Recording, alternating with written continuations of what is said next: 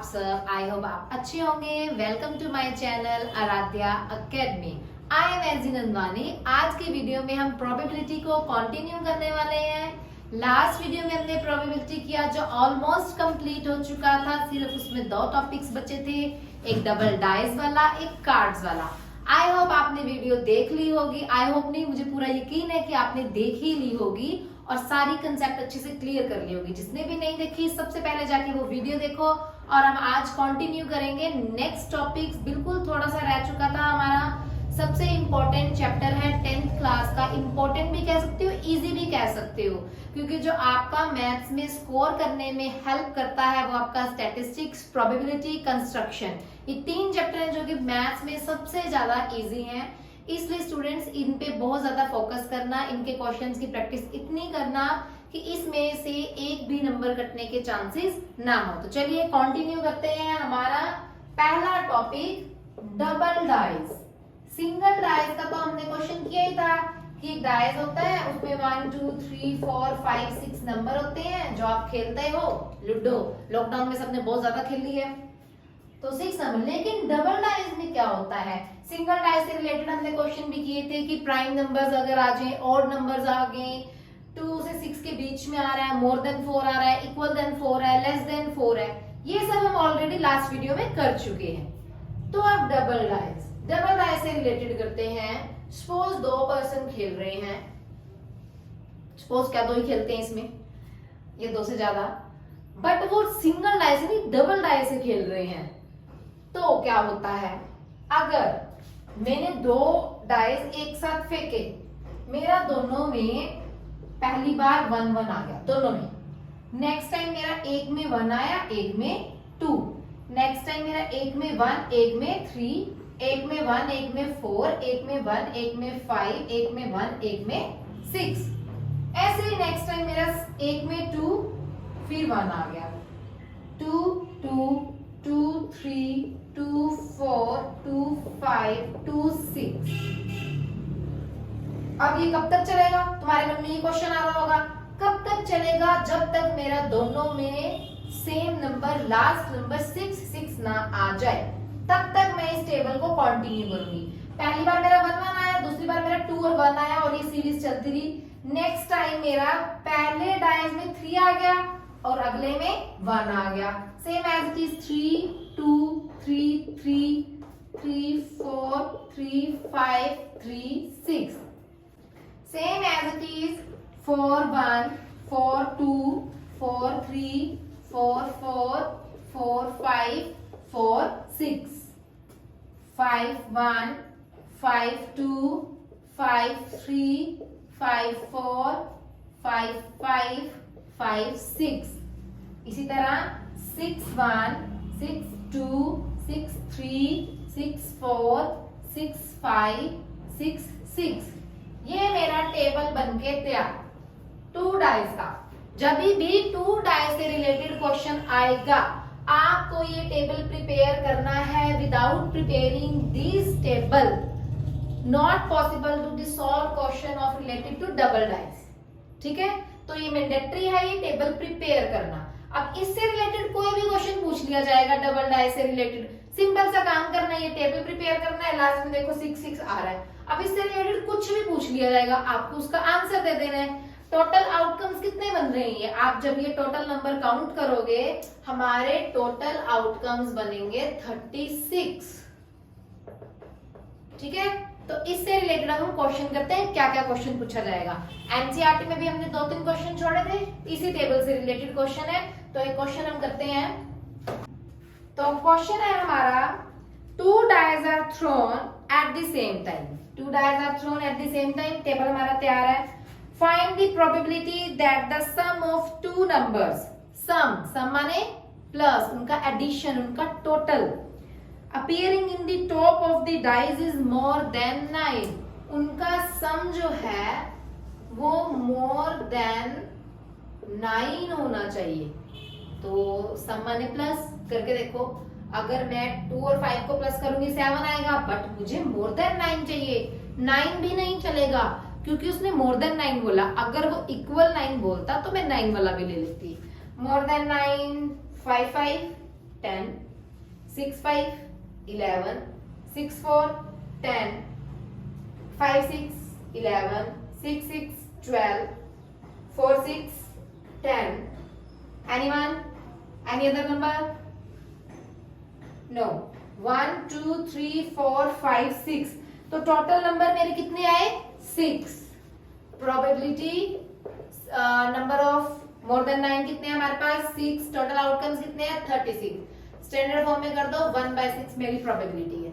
इससे related question जरूर पूछा जाता है, ठीक है। इसी से रिलेटेड कुछ भी आ जाएगा, सम ऑफ 5, सम ऑफ 9, डिफरेंस पूछा जा सकता है। चलो फाइंड आउट करते हैं प्रोबेबिलिटी जिन नंबर्स का डिफरेंस 2 है, डिफरेंस यानी माइनस करके उनका 2 आई। 3 और 1, 1 3, 2 4, 4 2, बस। तो टोटल कितने होंगे? 1 2 3 4, 4/36। इसी तरह प्रोडक्ट ले लो, प्रोडक्ट यानी उनका मल्टीप्लीकेशन।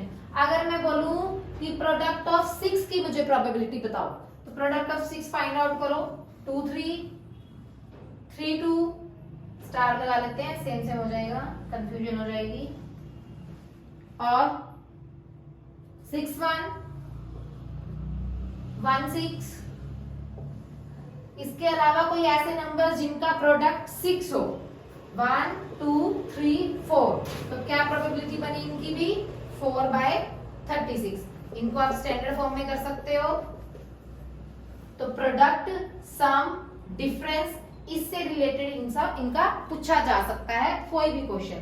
अब एनसीईआरटी के जो हमारे 1-2 क्वेश्चंस रह गए थे इस टेबल से रिलेटेड, वो करते हैं। नेक्स्ट क्वेश्चन है हमारा, a die is thrown twice, what is the probability of 5 will come up either time, 5 will not come up at least. मतलब 5 एक बार आना चाहिए, 5 will come up at least once, 5 एक बार आना चाहिए और 5 एक बार नहीं आना चाहिए। तो पहले जो आता है हम उसकी प्रोबेबिलिटी फाइंड आउट कर लें, जिसमें कम से कम एटलीस्ट 1 टाइम 5 आ रहा है। 1 2 3 4 5 6 7 8 9 10 11। क्लियर? तो 5 जिसमें आ रहा है, 5 will come at least once, जिसमें 5 आ रहा है 11 टाइम्स, तो इसकी प्रोबेबिलिटी क्या बनेगी? 11 डिवाइडेड बाय 36। अब उसने बोला 5 नहीं आ रहा है, तो मैंने क्या बोला था, जब भी आपको नॉट ना होने की प्रोबेबिलिटी फाइंड आउट करनी हो, जो हमारे पास आया हुआ है उसमें से आप 1 सब्ट्रैक्ट कर दो, 1 में से उसे माइनस कर दो, यानी 1 माइनस 11/36। अब कहीं हमारे मार्क्स स्टूडेंट्स क्या करेंगे? डायरेक्ट माइनस कर देंगे। नहीं, फ्रैक्शन आती है तो हम एलसीएम लेते हैं, फिर इसे माइनस करेंगे। क्लियर? ये तो था हमारा डबल डाई से रिलेटेड टॉपिक और उससे रिलेटेड क्वेश्चन, कि कुछ भी इससे रिलेटेड पूछ लिया जाए, आपको जस्ट एक टेबल बनाना है और उससे रिलेटेड क्वेश्चंस को सॉल्व करना है। नेक्स्ट मैंने कहा था एक कार्ड से रिलेटेड क्वेश्चन आता है। कार्ड भी आप लोगों ने बचपन में बहुत खेला है, लॉकडाउन में भी बहुत खेला होगा। कार्ड्स, टोटल हमारे पास कार्ड्स कितने होते हैं? 52। ठीक है, तो टोटल हमारे पास 52 होते हैं। अब 52 कार्ड से रिलेटेड जो जो क्वेश्चन पूछा जाए, उस कार्ड में रेड कलर होता है, किंग होते हैं, क्वीन होते हैं, एस होते हैं, जैक ऑफ हार्ट्स होता है, स्पेड होते हैं, डायमंड्स होते हैं। तो ये कितने कितने होते हैं आपको लर्न करना पड़ेगा कि नंबर ऑफ एस कितने होते हैं, नंबर ऑफ रेड किंग कितने होते हैं। क्लियर? टोटल हमारे पास 52 होते हैं। टोटल कार्ड्स मेरे पास 52 है। मुझे प्रोबेबिलिटी फाइंड आउट करनी है king of red colour. King of red colour मेरे पास 2 होता है, तो 2/52। अब फेस कार्ड, फेस कार्ड कितने होते हैं? फेस कार्ड में मेरे पास जैक ऑफ कार्ड्स 12 आ जाएगा, किंग्स 4 किंग्स, 4 जैक्स, 4 क्वींस, तो टोटल मेरे पास ये हो गए 12/52। नेक्स्ट पूछा है jack of hearts. Heart 6 black होते हैं, 6 रेड होते हैं, टोटल ये भी हो गया 12/52। नेक्स्ट वो मेरे से पूछ रहा है स्पेड। स्पेड कितने होते हैं? 13 स्पेड, 13 क्लब, 13 हार्ट, 13 डायमंड्स, 13 13 13 13 और आगे ही फर्दर डिवाइडेड होते हैं। टोटल ये हो गए 52। क्लियर। नेक्स्ट उसने पूछा queen of diamond only one, तो 1/52। क्लियर। ये तो था हमारा प्रोबेबिलिटी, बड़ा सिंपल सा छोटा सा चैप्टर था जिसमें हमने टॉपिक्स किए आज डबल डाइस और कार्ड से रिलेटेड। कार्ड से रिलेटेड एक दो क्वेश्चन और करते हैं, इसके बाद चैप्टर हमारा ये कंप्लीट हो जाएगा। इसको अच्छे से देखना, कंसेप्ट क्लियर करना, बहुत सिंपल चैप्टर है और ये आपको बहुत ज्यादा हेल्प करने वाला है अच्छा स्कोर गेन करने में मैथ्स में। तो एक दो क्वेश्चन और करते हैं। चलिए, क्वेश्चन है हमारा, मुझे 5 कार्ड्स दिए हुए हैं, 10, जैक, क्वीन, किंग, एस। सबसे पहले क्वीन की प्रोबेबिलिटी निकालो। अब कौन से कितने गिवन है ये तो हमें दिया नहीं हुआ, तो फिर हम 1 लेट कर लेंगे, तो क्वीन की प्रोबेबिलिटी आ जाएगी 1/5। क्लियर। इसके बाद जो इसका नेक्स्ट पार्ट है उसमें वो कह रहा है अगर मैं एक कार्ड को दूसरी साइड कर दूं, है ना, अगर वो मेरा कार्ड है क्वीन और अगर मैं उसको दूसरी साइड पुट कर दूं तो मेरी एस की प्रोबेबिलिटी क्या होगी। इसका भी मुझे नंबर गिवन नहीं है, तो 1/5। फिर वो अगेन पूछ रहा है साइड चेंज करने पर क्वीन की प्रोबेबिलिटी क्या होगी, 0, क्योंकि क्वीन की मैं ऑलरेडी निकाल चुकी हूँ। क्लियर। तो इससे रिलेटेड एक्स्ट्रा क्वेश्चंस की जितना हो सके उतनी प्रैक्टिस कीजिए। कोई डाउट, कोई क्वेरी, किसी भी टॉपिक से रिलेटेड, किसी भी क्वेश्चन से रिलेटेड कुछ भी पूछना है आप मुझे मैसेज कर सकते हो किसी भी टाइम। और वीडियो को बहुत अच्छे से देखिए, कंसेप्ट क्लियर कीजिए। एक बार नहीं समझ आ रहा है तो बार बार देखिए और ज्यादा से ज्यादा इसे शेयर कीजिए, लाइक कीजिए, कमेंट कीजिए।